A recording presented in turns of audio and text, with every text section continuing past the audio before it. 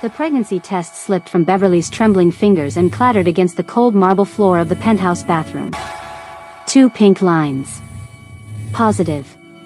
She was carrying the child of a man who had made it painfully clear from their wedding night that she was nothing more than a vessel, a means to an end, a sacrifice on the altar of his love for another woman. She pressed her hand against her still flat stomach and caught her reflection in the mirror. The diamond wedding ring on her finger caught the light, mocking her with its brilliance. 3 months ago, she had been a struggling English teacher in Seoul, working double shifts at a convenience store just to pay rent. Now she was Mrs. Kang Jae-won, wife of the most powerful mafia boss in South Korea, pregnant with his heir, and completely, devastatingly alone. The bathroom door swung open, and there he stood. Kang Jae-won. 6 feet 2 inches of cold, calculated power wrapped in a tailored black suit. His jaw was sharp enough to cut glass, his eyes dark as midnight and twice as unforgiving.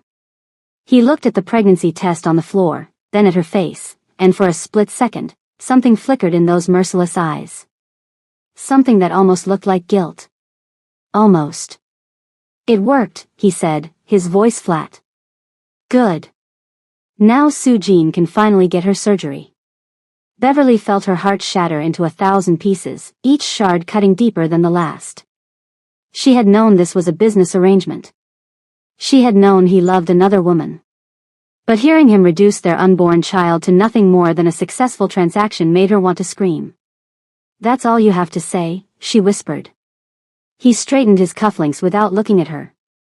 "What else is there to say? You knew the terms when you signed the contract. You'll be compensated generously, and once the child is born, you're free to go." Free to go. As if she hadn't spent the last 3 months sharing his bed, learning the rhythm of his breathing, memorizing the way he said her name in the darkness when he thought she was asleep. As if she hadn't foolishly, stupidly, begun to fall in love with a man who would never love her back. But Beverly had grown up on the south side of Chicago. She had buried her mother at 16, worked 3 jobs to put herself through college, and moved across the world with nothing but $200 and a dream. She was not the kind of woman who crumbled. She was the kind of woman who survived. So she lifted her chin, met his cold gaze with fire in her eyes, and said the words that would change everything. "And what if I don't want to go? If you're new here, welcome to the family. Make sure you hit that subscribe button, turn on the notification bell, and drop a comment below telling me what you think is going to happen next. Trust me, you don't want to miss where this story is going." 8 months earlier, Beverly Johnson had been standing in the rain outside a Seoul convenience store, counting the one in her hand and realizing she was $50,000 short for rent. The English academy where she worked had gone bankrupt without warning, leaving her and 12 other foreign teachers without their last month's salary. Her visa was tied to that job, which meant she had 30 days to find new employment or be deported back to a country where she had nothing and no one waiting for her. The rain soaked through her thin jacket as she walked toward the bus stop, her mind racing through increasingly desperate options. She could try to find another teaching job, but the visa transfer process took months. She could work illegally, but the penalties for that were severe. She could call her aunt in Chicago, but the last time they had spoken, her aunt had made it clear that Beverly was on her own. She was so lost in thought that she didn't see the black Mercedes until it was too late. It came around the corner too fast, hydroplaning on the wet pavement, and headed straight for her. Beverly's body moved on pure instinct. She dove out of the way, crashing hard onto the sidewalk, her palms scraping against concrete and her ankle twisting at an unnatural angle. The Mercedes screeched to a stop. The back door flew open, and a man emerged into the rain. He was tall, impossibly handsome, with the kind of face that belonged on magazine covers and the kind of presence that made the air feel thinner. He wore a suit that cost more than her annual salary, and when he knelt beside her, she caught the scent of something expensive and masculine. "Are you hurt?" His voice was deep, authoritative, accented in a way that suggested expensive international education. "My ankle," Beverly managed, trying to sit up. "I think I twisted it." He barked orders in rapid Korean to his driver, then turned back to her with an intensity that made her breath catch. "I'm taking you to the hospital. Don't argue." "I can't afford a hospital," she said without thinking, then immediately wished she could take the words back. Nothing like advertising your poverty to a complete stranger. Something shifted in his expression. He looked at her tattered jacket, her worn shoes, the desperate exhaustion written across her beautiful features, and made a decision that would alter both of their destinies. I'll pay for everything. It's the least I can do. That should have been the end of it. A car accident, a hospital visit, a generous settlement from a rich man with a guilty conscience. Beverly would later wonder if fate had been laughing at her naivety. She spent 3 hours in the emergency room, getting her ankle wrapped and her palms bandaged. Through it all, the mysterious man stayed by her side, making calls in hushed Korean, his expression growing increasingly troubled. When the doctor finally discharged her, he was waiting with an offer she never could have anticipated. I have a proposition for you, he said, leaning against his Mercedes while his driver held an umbrella over them both. Beverly eyed him warily. What kind of proposition? The kind that could solve all your problems. He reached into his jacket and produced a business card.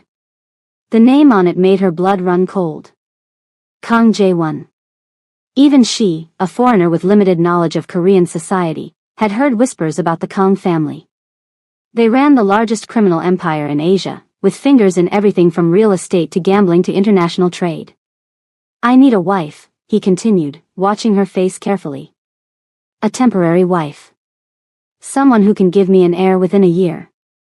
In exchange, I will pay off all your debts, provide you with a new visa, and give you $10 million when the contract is complete. Beverly stared at him as if he had grown a second head. Are you insane? Possibly, he admitted with a humorless smile. But I'm also desperate. My grandfather is dying, and he's made it clear that I will not inherit control of the family business unless I produce an heir. Someone of my choosing has been deemed unsuitable. So I need to marry someone else, have a child, and then divorce once my inheritance is secured. And why me? You could have any woman in Korea. Because you're a foreigner with no connections to any rival families. Because you're beautiful enough that no one will question my attraction to you. And because you're desperate enough to consider saying yes. He was right about that last part, and they both knew it. Beverly looked down at his business card, then back at his impossibly handsome face, and felt the weight of her impossible situation pressing down on her shoulders. What about the woman you love? The one your grandfather deems unsuitable?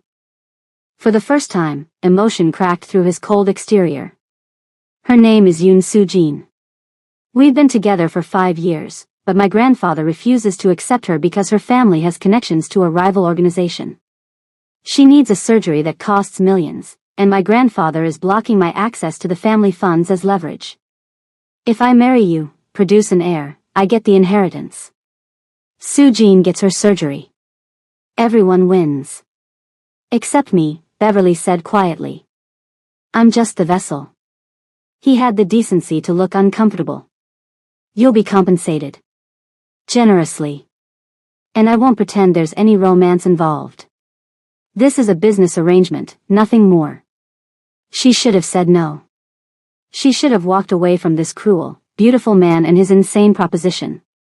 But desperation has a way of making the impossible seem reasonable, and so Beverly found herself asking the question that would seal her fate. When do we start? The wedding was a spectacle. 500 guests, most of whom had never heard of Beverly Johnson until that moment, gathered in the grand ballroom of the Kang family's hotel to witness the union of their crown prince to a mysterious American woman. The rumors flew fast and furious. She was a model. She was a celebrity. She was a spy sent by a rival family. None of them guessed the truth, that she was simply a poor girl from Chicago who had made a deal with the devil. Beverly wore white because Jae-won insisted on maintaining appearances, but she felt like she was wearing a shroud. The dress cost more than she had made in her entire life, and it felt like a costume. She walked down the aisle toward a man who wouldn't meet her eyes, surrounded by people who would never accept her, carrying the weight of a bargain that felt more damning with each step. When they exchanged vows, Jae-won's voice was steady and emotionless. When they kissed to seal the ceremony, his lips barely brushed against hers. And when they posed for photographs, his hand on her waist felt like a brand of ownership rather than affection. The wedding night was clinical. Jae-won came to her bedroom in the penthouse, his expression unreadable, and spoke words that still haunted her months later. "We need to consummate the marriage. Produce an heir. Nothing more." Beverly had prepared herself for coldness, but she hadn't prepared for the way her traitorous body responded to his touch. He was clinical, yes, but he was also beautiful and skilled and surprisingly gentle. When he entered her, she gasped, and something like surprise flickered across his face. When it was over, he withdrew immediately, returning to his own bedroom without a word. But he came back the next night. And the night after that. And slowly, imperceptibly, the clinical encounters began to change. He started staying longer. He started looking at her when they made love instead of through her. He started saying her name in ways that made her heart stutter. And Beverly, against every ounce of self-preservation she possessed, began to fall in love with her husband. The first 3 months of their marriage were a study in contradictions. In public, Jaewon was the perfect husband. He held her hand at events, introduced her to business associates with pride in his voice, and looked at her with convincing adoration. In private, he maintained a careful distance, retreating to his study for hours, taking mysterious phone calls that left him looking troubled and sad. Beverly knew those calls were from Soo-jin. She had seen the name flash across his phone screen more than once, and each time, a little piece of her hope withered and died. But there were moments. Small, precious moments that made her believe there might be something real growing between them. The night he came home injured from a business meeting and let her clean his wounds, his fingers trembling slightly against her wrist. The morning she woke up to find him watching her sleep, an expression on his face that she couldn't quite name. The evening he laughed at something she said, a genuine laugh that transformed his severe features into something breathtakingly beautiful. Those moments were enough to keep her hoping, even when hope felt like a knife in her chest. The pregnancy test changed everything. After Jaewon walked out of the bathroom that morning, dismissing her and their child with 3 cold sentences, Beverly spent hours crying. Then she dried her tears, packed a small bag, and did something she had never done before in her marriage. She fought back. She found him in his study, on the phone with someone who made him smile in a way he never smiled at her. He hung up quickly when she entered, guilt flashing across his features before he could hide it. "We need to talk," she said. "There's nothing to talk about." "There's everything to talk about." She crossed the room and stood before his desk, forcing him to look at her. "I'm pregnant with your child. Your heir. The reason you married me in the first place. And you can't even pretend to be happy about it?" "Happy?" He laughed bitterly. "This isn't about happiness. This is about obligation. I did what I had to do for the woman I love, and you knew that from the beginning." "The woman you love," Beverly repeated, each word tasting like poison. "Yoon Soo-jin. The woman who needs millions of dollars for surgery. Tell me, Jaewon, what exactly is wrong with her?" Something flickered in his eyes. Hesitation. Doubt. "She has a rare heart condition. The only specialists who can perform the surgery are in Switzerland." "And you've seen her medical records?" "Of course I have." But his voice lacked conviction, and they both heard it. Beverly leaned forward, planting her hands on his desk. "I'm going to tell you something, and I need you to really listen. Something about this doesn't add up. A man as powerful as you, with resources most people can only dream of, and you couldn't find another way to get money for your girlfriend's surgery? You had to marry a stranger and get her pregnant? Either you're not as powerful as everyone thinks, or there's something you're not seeing." Jaewon's face hardened. "You don't know what you're talking about." "Maybe not. But I know desperation when I see it, and you've been desperate since the day we met. The question is whether you're desperate because you love her, or because she's made you believe you have to be." She walked out before he could respond, but she saw the seed of doubt she had planted take root in his eyes. "If you're still here, I need you to do me a favor. Drop a like on this video, leave a comment telling me if you trust Soo-jin, and share this with someone who loves a good drama. Now let's get back to the story because it's about to get intense." 3 weeks after their confrontation, Beverly began to notice things. Strange things. Things that didn't fit the narrative Jaewon had built around his tragic love story. It started with a phone call. Jaewon had left his personal phone in the living room while he showered, and when it rang, Beverly glanced at the screen automatically. The name, Sujin, flashed bright, but underneath it was something that made her heart stop. An incoming video call. Before she could think better of it, she answered. The face that appeared on the screen was beautiful. Delicate features, flawless skin, perfectly styled hair. Yoon Soo-jin looked nothing like a woman dying of a rare heart condition. She looked healthy, vibrant, and absolutely furious at seeing Beverly's face. Who are you? Soo-jin demanded. Why do you have Jaewon's phone? I'm his wife, Beverly said calmly, even as her heart raced. We live together. Why wouldn't I have access to his phone?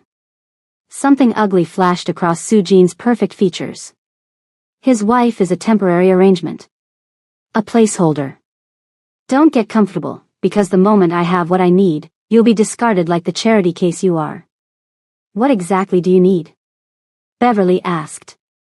Because I've been hearing a lot about surgeries and medical conditions, but you look remarkably healthy for someone who's supposed to be dying. Soo-jin's face went pale.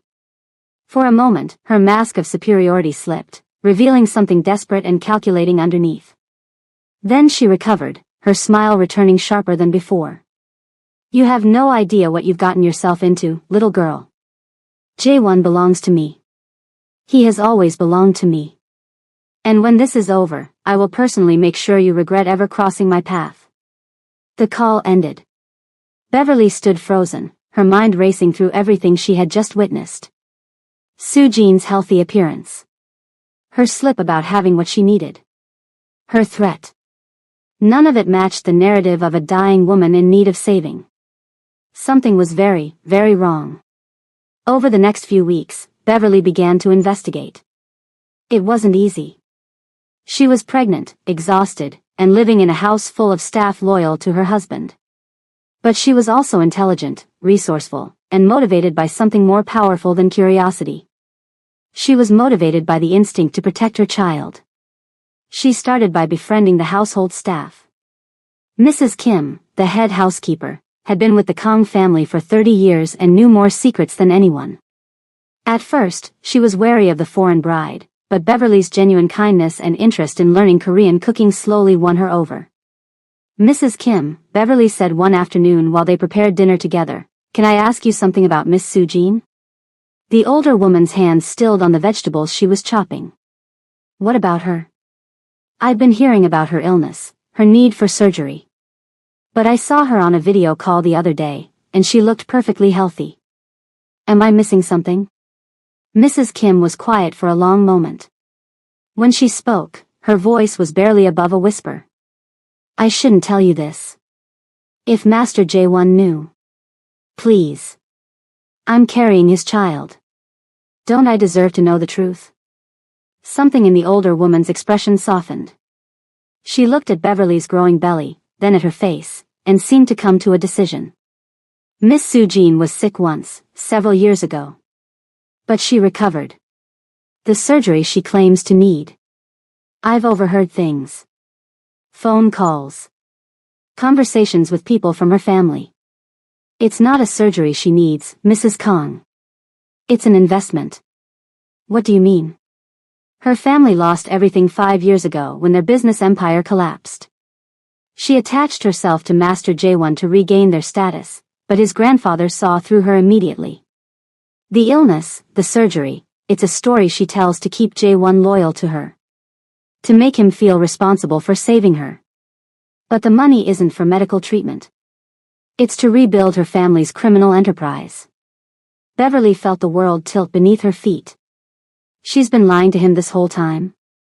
And using him. Mrs. Kim's voice was heavy with sadness. She's very clever, that one. She knows exactly how to manipulate his emotions. He thinks he's saving the love of his life, but really, he's funding the enemies of his own family. The revelation hit Beverly like a physical blow. All this time, Jaewon had been sacrificing everything, including any chance of real happiness, for a woman who was using him. He had married a stranger, gotten her pregnant, treated her like a transaction, all because he believed he was doing something noble. But he wasn't noble. He was a victim. And Beverly was about to become either his salvation or his destruction. She had a choice to make. She could take this information to Jae-won immediately. Show him the truth about Soo-jin, expose her manipulation, and hope that he would believe her over the woman he had loved for 5 years. Or she could gather more evidence first. Build an airtight case that couldn't be denied. Protect herself and her child from Soo-jin's retaliation. She chose the second option. It took 2 more months. 2 months of carefully cultivated friendships with staff members who had witnessed Soo-jin's true nature. 2 months of quietly accessing financial records that showed suspicious transactions. 2 months of documenting phone calls, tracking meetings, and building a case that would destroy everything Soo-jin had worked for. And throughout it all, something else was happening. Something Beverly hadn't expected. Jae-won was changing. It started small. He began eating dinner with her instead of alone in his study. He asked about her day, her life before Korea, her dreams for the future. He started placing his hand on her growing belly when he thought she wasn't paying attention, his expression soft and wondering in a way that made her heart ache. One night, 5 months into her pregnancy, he came to her bedroom for the first time since she had confirmed the pregnancy. But this time, he didn't come for physical intimacy. He came to talk. I spoke to Soo-jin today, he said, sitting on the edge of her bed. About the surgery arrangements. Beverly's heart rate spiked, but she kept her voice calm. And? She was strange. Evasive. I asked her for the name of her specialist in Switzerland, and she couldn't give me one. I asked to see her latest medical reports, and she said they were with her family's doctor who was traveling. He looked at Beverly with something she had never seen in his eyes before. Vulnerability. Have I been a fool? He asked quietly. It would have been so easy to tell him everything then. To lay out the evidence she had gathered, expose Soo-jin's betrayal, and watch him realize how wrong he had been. But something held her back. Fear, maybe. Or the knowledge that he needed to discover the truth for himself if he was ever going to truly believe it. I think, she said carefully, that you loved someone so much, you stopped asking hard questions. That doesn't make you a fool. It makes you human.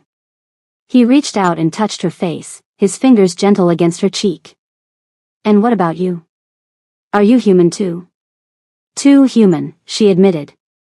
That's always been my problem. He kissed her then.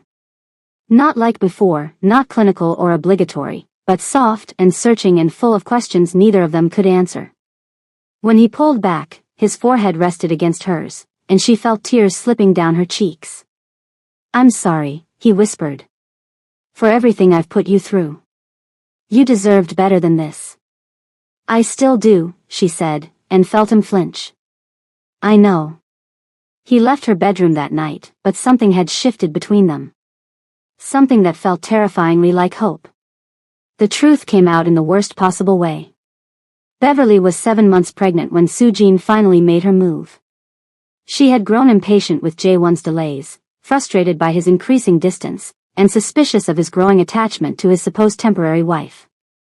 So she decided to force his hand. She showed up at the penthouse unannounced. Beverly was alone when the elevator doors opened and Soo-jin walked in like she owned the place. She was even more beautiful in person than she had been on the video call, dressed in designer clothes that screamed wealth and sophistication. Her smile was sharp as she looked at Beverly's pregnant belly. So this is the incubator, she said.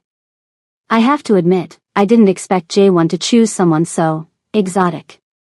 And I didn't expect the dying patient to look so healthy, Beverly replied calmly. Funny how that works. Something dangerous flickered in Soo-jin's eyes. You should be careful how you speak to me. After all, once you've served your purpose, I'll be the one deciding what happens to you. Is that a threat? It's a promise. Soo-jin walked closer, her heels clicking against the marble floor. You see, I've worked too hard and too long to get where I am. I'm not going to let some random foreigner ruin everything just because she got pregnant. Everything you've worked for? Beverly stood her ground despite her racing heart. You mean manipulating Jae-won? Faking an illness to steal his money? Using him to rebuild your family's criminal empire? Soo-jin's face went pale. For a moment, her composure cracked, revealing the cold, calculating woman underneath the beautiful facade. Who told you that? Does it matter? The point is, I know everything. About your healthy medical records. About the money you've been funneling to your family's offshore accounts. About your plan to take Jae-won for everything he's worth and then disappear. Soo-jin laughed, but there was no humor in it. You think he'll believe you over me? I've had 5 years to make him love me. You've had a few months to make him tolerate you. Who do you think he'll choose? Maybe he doesn't have to choose. Maybe he'll see the evidence for himself. What evidence? Beverly reached into her pocket and pulled out a flash drive. Bank records. Phone transcripts. Medical documents proving you've been healthy for years. Everything you've tried so hard to hide. Soo-jin's expression shifted from contempt to pure rage. She lunged forward, reaching for the flash drive, but Beverly was faster. She stepped back, putting the couch between them. Stay away from me. Give me that drive. Not a chance. They circled each other, predator and prey, until Soo-jin's composure shattered completely. She grabbed a decorative vase from the side table and hurled it at Beverly's head. Beverly ducked, but the movement threw off her balance. She stumbled, her pregnant belly making her awkward and slow, and felt herself falling. The elevator doors opened at that exact moment. Jae-won saw everything. Soo-jin's raised hand. Beverly falling. The shattered vase on the floor. And something inside him, something that had been cracking for months, finally broke. Esogin. His roar echoed through the penthouse. He caught Beverly before she hit the ground, his arms wrapping around her protectively, his face twisted with a fury she had never seen before. Jae-won, baby, let me explain, Soo-jin started, her voice immediately shifting to sweet and plaintive. Explain what? That you just attacked my pregnant wife? That you tried to hurt my child? She's not your wife. She's a tool. A means to an end. You said so yourself. I was wrong. Jae-won's voice was ice. I was wrong about a lot of things. But I'm not wrong about what I just saw. Beverly pressed the flash drive into his hand. Look at this. Look at everything on here. And then decide who's been telling you the truth. He looked at the drive, then at her face, and for the first time since their wedding night, she saw complete trust in his eyes. He looked. He saw. And his entire world came crashing down. The files on the flash drive contained 5 years of deception. Bank transfers to Soo-jin's family's accounts. Medical records showing she had fully recovered from her illness years ago. Phone recordings of her laughing with her brother about how easy it was to manipulate the Kung fool. Text messages planning how to spend the inheritance once she had finally gotten her hands on it. Jae-won read through everything in silence, his expression growing darker with each revelation. Soo-jin tried to interrupt, to explain, to spin new lies, but he raised his hand and she fell silent. The fear in her eyes was real now. She knew she had lost. When he finally looked up from the tablet, his gaze landed on Soo-jin with an intensity that made her take a step backward. 5 years, he said quietly. I gave you 5 years of my life. I was willing to give up everything for you. My family's approval. My freedom. My chance at real happiness. And it was all a lie. Jae-won, please. Get out. If you would just listen. Get out.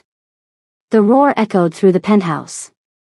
Soo-jin flinched, tears streaming down her face, but Jae-won's expression held no sympathy. He had spent 5 years loving a ghost, sacrificing everything for a woman who had never existed. The woman standing before him was a stranger. A con artist. An enemy. If I ever see your face again, he said, his voice deadly calm, I will destroy you. Your family. Everything you have ever touched. Do you understand me? Soo-jin understood. She fled without another word, her perfect composure shattered beyond repair. And then there were two. Jae-won turned to Beverly, and all the anger in his face dissolved into something she couldn't identify. He crossed the room in 3 strides and fell to his knees before her, his hands reaching for her belly, his forehead pressing against the swell where their child grew. "I'm sorry," he whispered. "God, I'm so sorry. I was so blind. So stupid. I treated you like you were nothing when you were everything. You and this baby, you're everything." Beverly looked down at the man who had broken her heart 1,000 times, who was now kneeling at her feet with tears streaming down his face, and felt something inside her shift. The anger was still there. The hurt. The months of feeling like a placeholder, a tool, a means to someone else's end. But underneath all of that was something else. Something that had been growing despite her best efforts to stop it. Love. Stupid, foolish, impossible love for a man who had never deserved it but who was finally asking for it. "Get up," she said softly. He looked up at her, his eyes red-rimmed and desperate. "You destroyed me," she continued. "Every day for 8 months, you made me feel worthless. Invisible. Like I was nothing more than a body performing a function. And then you expect me to forgive you because you finally saw the truth?" "No," he said. "I don't expect forgiveness. I don't deserve it. But I'm asking for a chance. A real chance. To show you who I can be when I'm not blinded by someone else's manipulation. To love you the way you should have been loved from the beginning. And if I can't give you that chance? If the damage is too deep?" He closed his eyes, pain etched across his features. "Then I'll spend the rest of my life watching you raise our child from a distance, knowing that I had paradise in my hands and threw it away for a lie." Beverly was quiet for a long moment. Then she reached down and touched his face, her fingers gentle against his tear-stained cheek. "I'm not ready to forgive you," she said. "I don't know if I ever will be. But I'm willing to try. For our child, if nothing else." He pressed a kiss to her palm, reverent and grateful. "That's more than I deserve." "Yes," she agreed. "It is. We're almost at the end, but if you've made it this far, you're officially part of this journey. Hit that subscribe button if you haven't already, and drop a comment telling me what you think Beverly should do. Should she forgive him? Should she take the money and run? Let me know." The last 2 months of Beverly's pregnancy were unlike anything that had come before. Jae-won became a different man. He cleared his schedule, fired anyone who had ever been loyal to Soo-jin, and devoted himself entirely to his wife. He was there for every doctor's appointment. He was there for the midnight cravings and the swollen ankles